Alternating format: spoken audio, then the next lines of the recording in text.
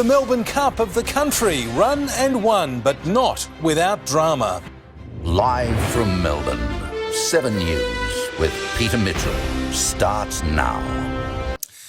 The Melbourne Cup of the country has been run and won, with Geelong residents making the most of today's local public holiday. Thousands packed the racecourse where the fashion stakes were in full swing. It might not be Flemington, but it's the next best thing for locals. Are you guys excited for today? We are. Woohoo! Around 10,000 were trackside as Geelong residents lapped up their own public holiday. Let's go!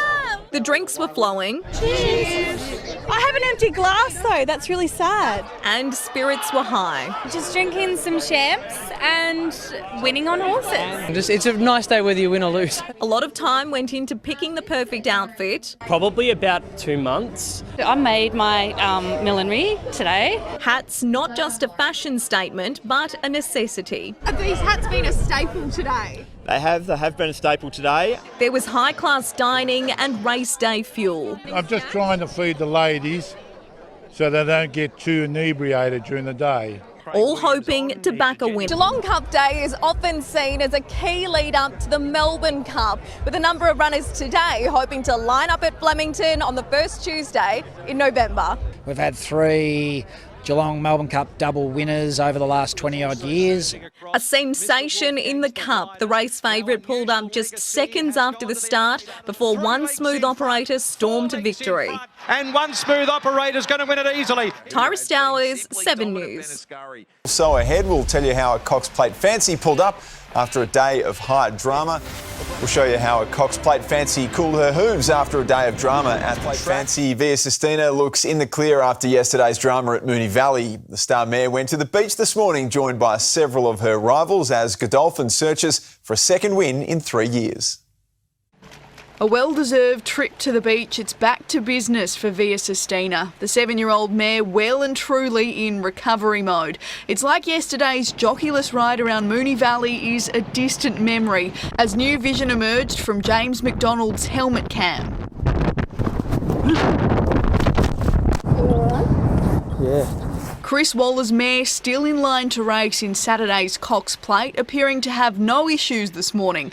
Her competitor from the James Cummings stable broadsiding, joining her at Altona Beach. He can be a bit cheeky, obviously he knows he's a colt, but overall at the track he's pretty straightforward, knows his jobs, and he's very good to have around the stables. The 3-year-old colt will pair up with star jockey Jamie Carr, who's determined to win her first Cox Plate. To find a lightweight rider as good as Jamie Carr is very difficult, so for her to be able to ride very light without struggling too much, it's a massive advantage. Animo took home Australia's best weight for age classic in 2022. Team Godolphin are now hoping broadsiding can deliver them their second win in 3 years.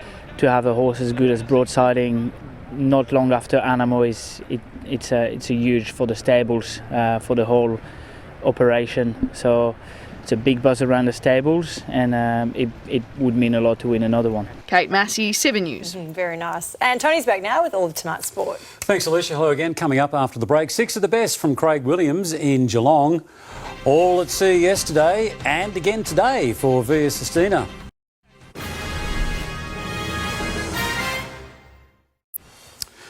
The Cox Plate campaign of Via Sistina is back on track. The Chris Waller stable informing racing officials that she's again passed a vet examination. A trip to the beach today certainly proved the ideal tonic after that mishap at the Valley yesterday. Arriving at Altona Beach, Via Sistina looked a little bemused by all the attention. She was very much the centre of attention 24 hours earlier at Moonee Valley when strapping came loose, almost causing her to fall. Jockey James McDonald did a body cam capturing that tumble vividly. Yeah, some gear broke. While McDonald pulled up a little sore, this beach visit was to soothe any lingering effects Via Sistina might have. From all accounts, there are none. But given she did run 3 unscheduled laps of the Valley, her workload between now and Saturday's Cox Plate will be light. As Via Sistina headed back to the stables, the unmistakable entourage of the Godolphins arrived at Altona, among them Cox Plate hope Broadsiding, who is already acting like a star. He can be a bit cheeky, obviously he knows he's a colt, We just have to be mindful at the other stables. We've got the one handler with him, and he knows the horse pretty well. Over at Werribee, legendary Irish trainer Willie Mullins arrived, albeit a day late. My flight got delayed with European weather, and so I missed a bit of work yesterday morning, but I saw it on video. It looked very good. Mullins is here to see his two Melbourne Cup runners, Vauban and Absurd. The duo ran in last year's Cup, finishing 14th and 7th respectively. He's dreaming of doing a Dermot Weld, who successfully prepared Vintage Crop back in 1993. It's just fantastic that we're able to come down here. I know Dermot Weld started off winning the Melbourne Cup, and it showed the rest of us that we could come down and do it and be players here. Mullins will soon jet off again, returning for the Derby on Saturday week. Jockey Craig Williams, meanwhile, has claimed his 6th Geelong Cup. It came with an almighty win on board one smooth operator, and this will earn him plenty of fans ahead of a Melbourne Cup tilt. Look at this. And one smooth operator's going to win it easily. Interpretation has got up for second from Muramasa, then a wall of them.